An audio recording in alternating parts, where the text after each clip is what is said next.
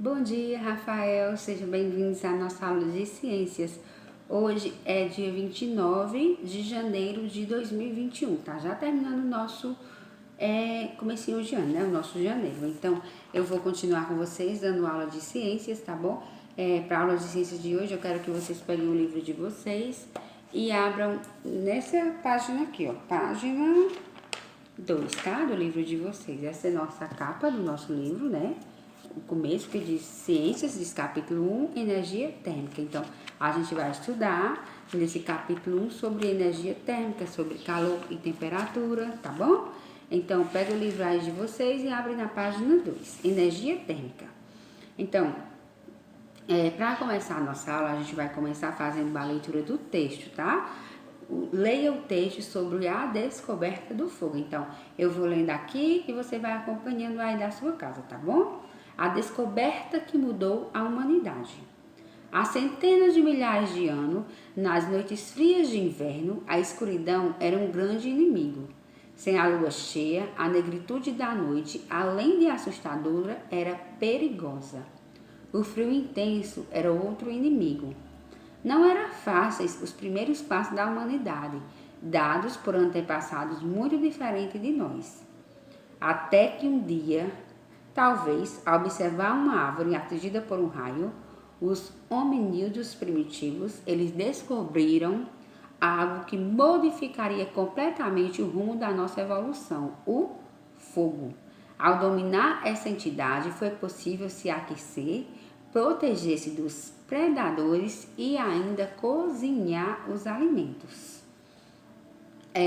Nessa primeira questão aí da página 2, está perguntando assim: quais foram as vantagens da descoberta do fogo pelos seres humanos primitivos? E aí, vocês acham que quais foram essas vantagens para ele? Então, o fogo, ele possibilitou, né, como diz aqui, aos seres humanos primitivos, eles se aquecerem, né, porque quando fazia muito frio, não tinha como se aquecer. O fogo possibilitou que a eles se aquecerem, né, a eles se protegerem de seus predadores, né, para eles cozinhar os alimentos. Então, o fogo ele possibilitou tudo isso para os seres humanos primitivos, não é verdade? E na segunda questão está perguntando que característica do fogo permite o aquecimento do ambiente e o cozimento dos alimentos. Então, vocês acham que característica do fogo permite isso? Que o aquecimento do fogo permite isso, do ambiente. O que é que vocês acham? Qual é a característica? E aí, o que é que vocês acham?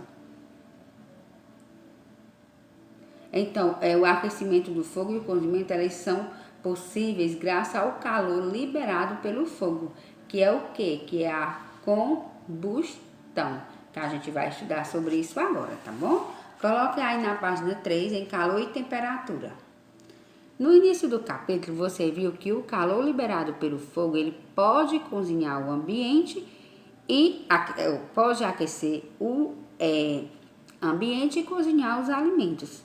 Mas o que é o calor? E aí, quem é que sabe me responder o que é o calor? Vamos lá. Então, a gente vai saber agora o que é, tá bom? O calor é a transferência de energia térmica entre corpos que apresentam temperaturas diferentes. A temperatura é a medida do estado de aquecimento de um corpo. Quanto maior for a energia e a medida do estado de aquecimento de um corpo, quanto maior for a energia térmica de um objeto, maior será a sua temperatura. Então, a gente vai estudar um pouco a utilização do corpo, tá bom? Só para poder a gente ter noção, tá bom? Da matéria, viu?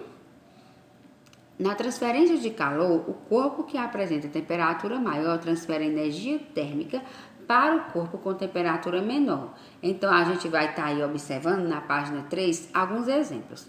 Observe aí esse primeiro exemplo, que tem uma panela no fogo, que diz assim: o fogo aquece o alimento que está dentro da panela, pois transfere calor para ele. Então, transfere calor para esse alimento que está lá dentro da panela.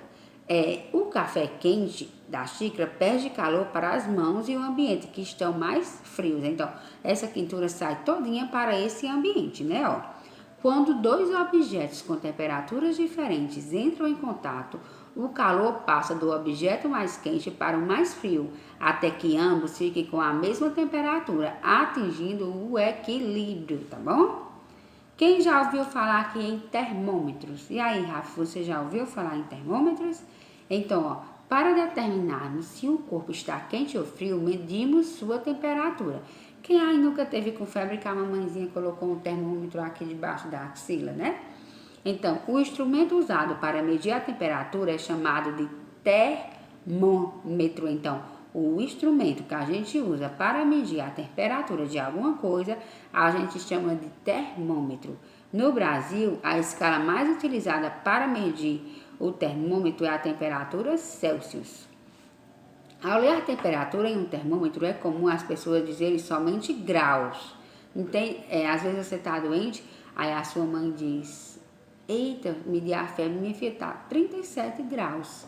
Então, quando falar isso, não é correto, tem que dizer assim: a febre do meu filho está a 37 graus Celsius. Então, mamãe, minha febre deu 38 graus Celsius. Não pode dizer só grau, não é correto.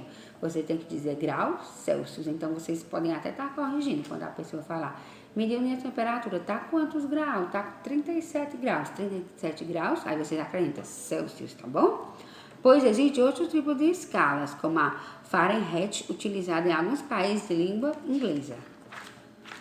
O termômetro ele pode ser usado para medir a temperatura de um corpo ou do ambiente. Observem aí, ó, a temperatura do ambiente agora é de 30 graus Celsius. Então, quem mediu foi o termômetro. Pode medir a temperatura do corpo, mas também ele pode estar medindo a temperatura do ambiente. A temperatura do ambiente agora é de 30 graus Celsius, tá vendo? Aí, nessa imagem. Para sabermos a variação de temperatura de um local em determinado período, podemos consultar a previsão do tempo. A previsão do tempo é uma estimativa do que é mais provável que ocorra com o tempo, facilitando o planejamento de nossas atividades. Então, se a gente sabe da previsão do tempo, tem como olhar e a gente vai sair. Por exemplo, eu estou aqui na minha casa, mas eu preciso ir ao crato.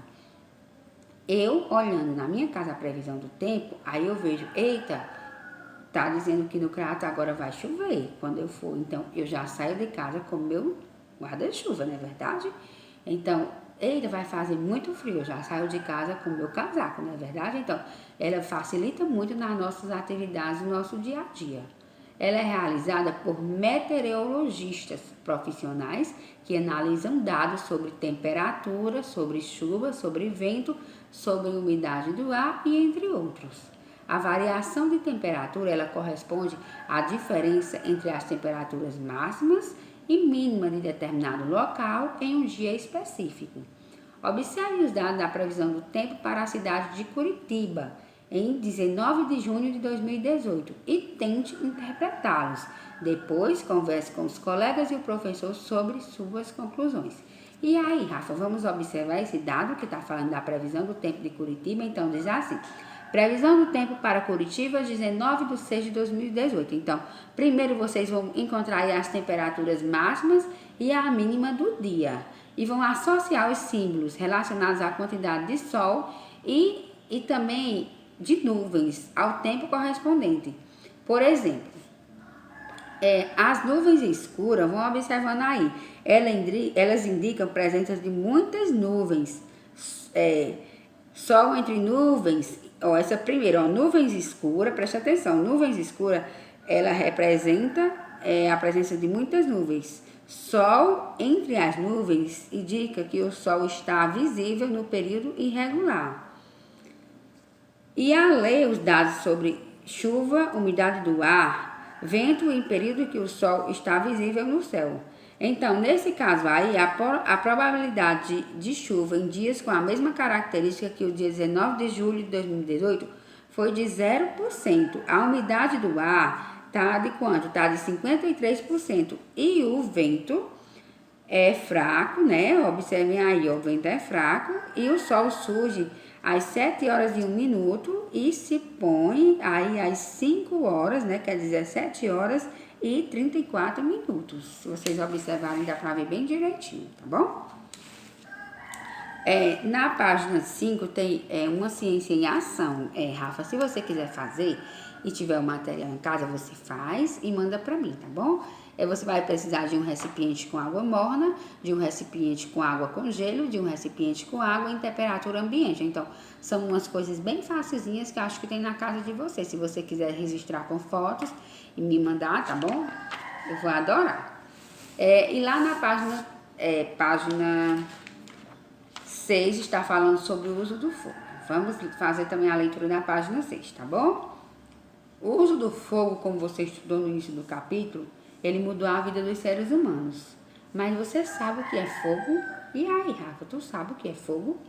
O fogo ele é um fenômeno que resulta do processo de combustão, o qual ocorre na presença de 3 elementos: combustível, comburente e calor inicial. O combustível é um material que sofre combustão, isto é, aquele que queima.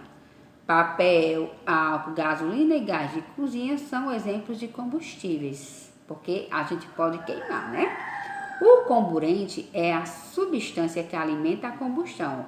O oxigênio, presença no ar, é o comburente de todos os processos de queima. Sem oxigênio não há combustão. Talvez você já tenha percebido que ao acender uma fogueira, costuma-se abanar o fogo. Então, quem já viu uma pessoa querendo acender uma fogueira, ou então um fogo para assar carne e abanando o fogo, né? Essa ação alimenta o fogo com mais oxigênio e a queima ocorre mais intensamente. O calor inicial é o calor necessário para iniciar a combustão. A fonte de calor pode ser uma chama ou até mesmo uma faísca, como quando utilizamos um palito de fósforo ou isqueiro. A combustão ela resulta na produção de calor, o qual pode ser aproveitado de várias maneiras, no cozimento de alimentos, no funcionamento dos motores de automóveis, no processos industriais e etc. Pronto, Rafi, chegou a hora da atividade. A atividade sua de sala vai estar na página 7 e na página 8. E a de casa vai estar na página 9, tá bom? Quem está lá na sala, está fazendo lá na sala a página 7, a página 8, está levando para casa a página 9. Então, para você também, página 7 e 8, sala, e página 9, atividade de casa. Lembrando que quando terminar, me manda a foto para eu ver as atividades, tá bom? E qualquer dúvida é só me chamar que eu tô aqui ainda para estar ajudando vocês, tá bom? Beijo e tchau, tchau.